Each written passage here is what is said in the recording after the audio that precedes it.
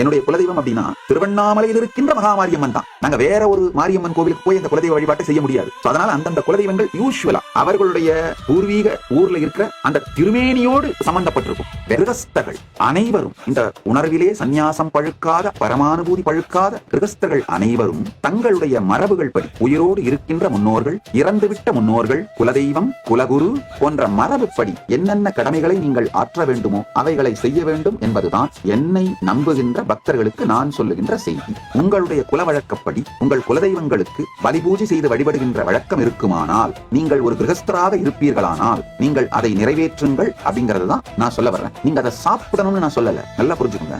அந்த பலியிடப்படுகின்ற உயிரினுடைய அந்த உடல், அந்த மாமிசத்தை உண்ணணும்னு நான் சொல்லல. ஏன்னா அவங்களுடைய குலதெய்வங்கள் நீங்க இருக்கிற அந்த மனித நிலையிலிருந்து சற்று உயர்வடைந்த ஒரு தெய்வங்கள், ஒரு நிலையில இருக்கிற தெய்வங்கள். அவங்க என்ன நிலையில இருக்கிறாங்கன்னா ஜட்ஜ் பண்றது நம்மளுக்கு தகுதி இல்ல.